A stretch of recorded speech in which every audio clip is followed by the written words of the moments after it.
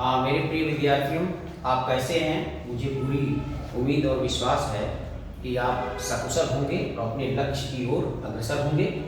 हम लोग पिछले वीडियो में चूंकि अब जो हम चर्चा कर रहे थे वो शब्द निर्माण की बात कर रहे थे, और शब्द निर्माण में हमने इसके एक पार्ट, चूंकि मैं आपको बताया था 4 पार्ट हैं, जिसमें एक पार्ट इसका जो पहला है, जो आपका उपसर्ग है, उसकी चर्चा हम लोग कर चुके हैं। दूसरा पार्ट इसका जो है वो प्रत्यय है। क्वेश्चन ये पूछा जाता है, जैसे उसमें ये पूछा जाता है कि इसमें कौन सा उपसर्ग लगा है, उसी तरह से इसमें पूछा जाता है आपका प्रत्यांत, यानी प्रत्यय से बना हुआ शब्द जो उसे प्रत्यांत कहा जाता है।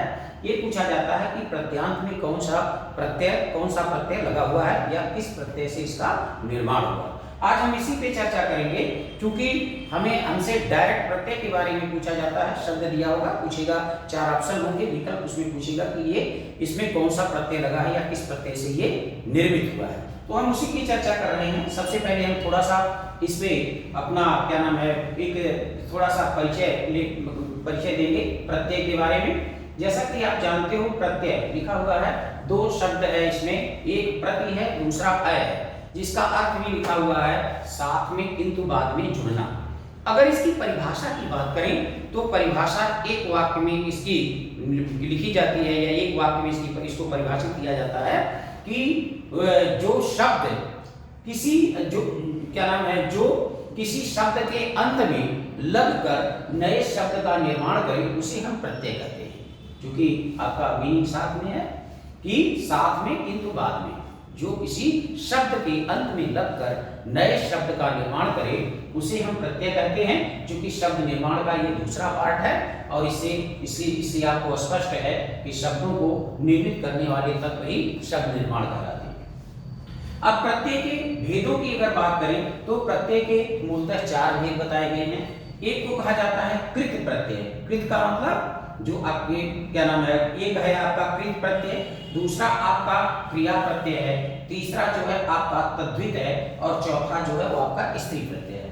कृत प्रत्यय क्या है? जो धातुओं, कृत का मतलब ही होता है क्रिया, जो धातुओं के अंत में, चूंकि हिंदी में क्रिया है लेकिन संस्कृत में उसे कृत कहा जाता है, ये धातु में लगती है, ये क्रिया में लगती है। तो जो धातुओं के अंत में लगकर संज्ञा विशेषण आदि शब्दों का निर्माण करे, उसे हम कृत प्रत्यय कहते हैं। यहाँ पे लिखा हुआ है, जैसे हमने एक उदाहरण दिया है कि क्री धातु है और उसमें ती प्रत्यय लग गया, तो दोनों मिलकर बन गया कृत। कृत का मतलब रचना, जो आपका संज्ञा है। दूसरा है वच। वच धातु है, उसमें यत आपका प्रत्यय लग गया, उससे शब्द बना वाच, जो आपका विशेषण है। दूसरा जो आपका क्रिया है, अगर क्रिया की बात की जाए तो क्रिया में क्या है? जो क्रिया में लगकर नए शब्दों का निर्माण करे, जैसे आपका ता और एगा, ये दोनों क्रिया प्रत्यय हैं। जैसे आपने खा में ता प्रत्यय लगा दिया तो खाता शब्द बन गया, और इसी में एगा आपने लगा दिया तो खाएगा बन गया। इसी तरह से जा में ता आपने लगा दिया, जाता बन गया, और जा में एगा आपने लगा दिया तो जाएगा बन गया। तीसरा जो इसका भेद है वो आपका है तद्धित। तद्धित के 4 भेद बताए गए हैं, यानी इससे 4 का निर्माण होता है। संज्ञा का होता है, सर्वनाम का होता है, विशेषण का होता है, और अव्यय का होता है। ये इनके अंत में लगकर और नए शब्दों का निर्माण करते हैं। जैसे हमने एक उदाहरण आपको दिया है कि संज्ञा में मानव शब्द है, मानव जो है आप जानते ही हैं संज्ञा है, और उसमें हमने ता प्रत्यय जोड़ दिया तो उससे हमारा शब्द बन गया मानवता। ठीक। दूसरा आपका है अपना। अपना चूंकि सर्वनाम है और उसमें हमने पन जोड़ दिया तो उससे बन गया अपनापन, ये आपका सर्वनाम है। और तीसरा जो है हरित, इसमें हमने ईमा जोड़ दिया तो इससे बन गया हरित, ये विशेषण का उदाहरण है। चौथा है सदा, एव जोड़ दिया तो सदैव बन गया, ये अव्यय आपका है। इसी तरह से स्त्री प्रत्यय है। स्त्री प्रत्यय की अगर बात की जाए तो लिखा हुआ है जो पुल्लिंग संज्ञा शब्दों के अंत में जुड़कर स्त्रीलिंग शब्द बनाई, उसे हम स्त्री प्रत्यय कहते हैं। जैसे आपका लिखा है कि सरल है और उसमें हमने आ प्रत्यय जोड़ दिया तो शब्द बन गया सरला। ठीक है, सरल चूंकि पुल्लिंग है और जब वो सरला हो गया तो स्त्रीलिंग हो गया। और आप जानते हो कि आ जो प्रत्यय है वो ज्यादातर आ या जो आपकी बड़ी है, ये ज्यादातर क्या है, ये आपके स्त्रीलिंग शब्दों का ही निर्माण करते हैं। माया है, इसमें आपने इन्हीं प्रत्यय जोड़ दिया तो इससे शब्द आपका बना माया बनी। तो ये दोस्तों आपने देखा कि प्रत्यय के 4 भेद हैं और इन चारों के बारे में यहाँ पे आपको एक संक्षिप्त जो है इसके बारे में बता दिया गया है।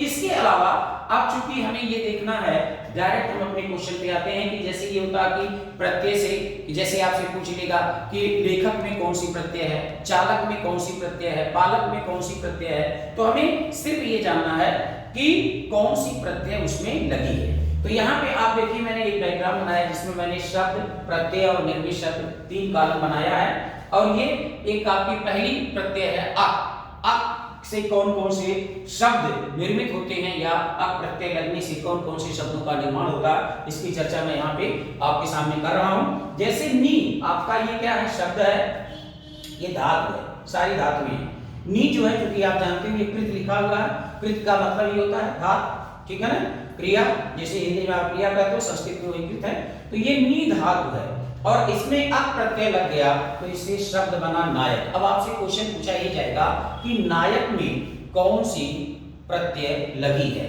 ठीक है ना। अब जब आपको उच्चारण करोगे तो आप देख रहे हो अ, नायक, अ, और ये आपका क्या है, ये उदाहरण भी है, किसका है, नायक की अगर बात करेंगे तो अयादि संधि का ये उदाहरण भी है, आगे हम चर्चा करेंगे। नी में अक जुड़ लग गया, नायक हो गया, चल में अक जुड़ गया, चालक हो गया, वच में अक जुड़ गया, वाचक हो गया, क्री में अक जुड़ गया, कारक हो गया, धा में अक जुड़ गया, धावक हो गया, ग्रह में अक जुड़ गया, ग्राहक हो गया, रक्ष में अक जुड़ गया, रक्षक हो गया, और गय में अक जुड़ गया, गायक हो गया। ये भी अयादि संधि का उदाहरण है। यानी अगर आप चर्चा करोगे, आगे आपसे पूछा भी जाता है, ये आपका जो है ये अयादि संधि है, इसमें भी आगे क्योंकि पर चर्चा होगी तो उसमें बात की जाएगी, और इसमें भी अगर आप देखेंगे तो ये भी अयादि संधि का उदाहरण है, ठीक है।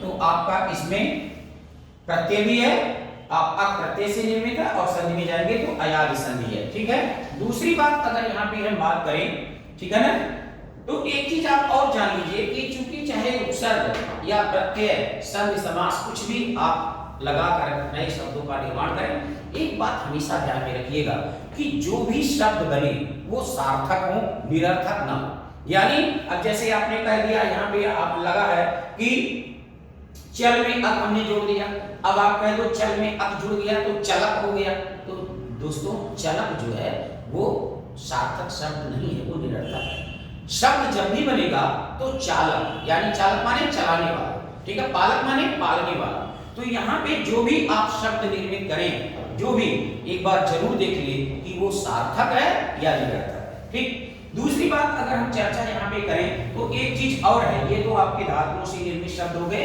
इसके अलावा कुछ ऐसे भी शब्द हैं जिनमें उपसर्ग, मूल शब्द और धातु तीनों लगकर नए शब्द का निर्माण करते हैं, ठीक है। कुछ ऐसे भी उदाहरण हैं और कभी कभी पूछ लिया जाता है, जैसे आपसे पूछ लिया कि निदेशक, अब आप बताइए कि निदेशक में कौन सा उपसर्ग लगा, इसमें उपसर्ग और प्रत्यय दोनों बताइए, ठीक है।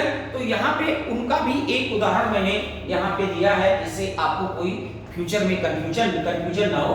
जैसे आप मैंने लिखा उपसर्ग एवं प्रत्यय से निर्मित शब्द, अब मैंने यहाँ पे उपसर्ग लिख दिया, मूल शब्द लिख दिया, प्रत्यय लिख दिया और उसके बाद उसे प्रत्यायांत कहते हैं, निर्मित शब्द कहिए या प्रत्यायांत कहिए। तो अब जैसे यहाँ पे आपका आया शब्द एक आया संक्रामक, अब आपसे पूछेगा कि संक्रामक शब्द में उपसर्ग और प्रत्यय के साथ साथ उसका मूल शब्द भी बताइए। तो अगर आपसे इस तरह से क्वेश्चन आता है कि इसमें उपसर्ग और प्रत्यय या मूल शब्द बताइए, तो आप देखिए संक्रामक कैसे बना है, इसमें सम उपसर्ग है, क्रमण जो है मूल शब्द है और अक उसमें प्रत्यय है, तीनों को मिलाकर आपका शब्द बना संक्रामक। तो अगर आपसे कोई पूछे कि संक्रामक में, ठीक है, मूल शब्द क्या है, तो आप बताओगे क्रमण, उसमें उपसर्ग क्या लगा है, सम, आपने पीछे उपसर्ग में पढ़ा ही, और उसमें प्रत्यय कौन सी लगी है, अक, तो मिलाकर बना संक्रामक। इसी तरह निदेशक है, नी जो है उपसर्ग है, दिश जो है मूल शब्द है और अक जो है प्रत्यय है, इसको मिलाकर आपका शब्द बना निदेशक। इसी तरह आपका आया निवेशक, नी जो है उपसर्ग है, विष जो है मूल शब्द है और अक जो है वो आपका प्रत्यय है, तीनों को मिलाकर प्रत्यायांत जो हुआ वो हुआ निवेशक। फिर इसी तरह से आपका पर्यटक है, पर जो है उपसर्ग है, अटन जो है मूल शब्द है और अक जो है वो आपका प्रत्यय है, सबको मिलाकर बने पर्यटक। अब आपसे ये पूछेगा कि पर्यटक में आप कौन सी प्रत्यय लगी है या कौन सा उपसर्ग या मूल शब्द क्या है। फिर इसी तरह निवेदक है, नी जो है उपसर्ग है, विद जो है मूल आपका मूल शब्द है और अक जो है वो प्रत्यय है, सबको मिलाकर बना निवेदक। इसी तरह आपका प्रबंधक है, प्र जो है उपसर्ग है, बंध मूल शब्द है और अक उसमें जो है आपका प्रत्यय है, सबको मिलाकर बना प्रबंधक। ठीक है, तो इस तरह से आप देखिए कि यहाँ पर तो खाली आपका मूल शब्द और प्रत्यय से निर्मित शब्द या प्रत्यांत है, और यहाँ पर अगर आप देखोगे तो ऐसे भी कुछ शब्द हैं जिनमें उपसर्ग प्रत्यय दोनों का प्रयोग हुआ है। तो मेरा प्रयास यही था कि एक बार इस तरह के भी उदाहरण आपके सामने रखे जाएं, जिससे आने वाली क्या नाम है परीक्षा में किसी भी प्रकार की आपको कोई कठिनाई ना हो। बस आज हम इतना ही चर्चा करते हैं अगले वीडियो में, क्योंकि आज हमने पहली प्रत्यय अक की चर्चा की है। अब इसके बाद जो नेक्स्ट है मैं इतना ही आपको बताऊंगा, जैसे क्वेश्चन पूछा जाता है कि आपका इसमें इस शब्द में कौन सी प्रत्यय है, इसकी चर्चा हम अपने अगले वीडियो में करेंगे। आज के लिए बस मैं यहीं पर अपनी वाणी को विराम देता हूं और आप लोगों को शुभकामना प्रेषित करता हूं।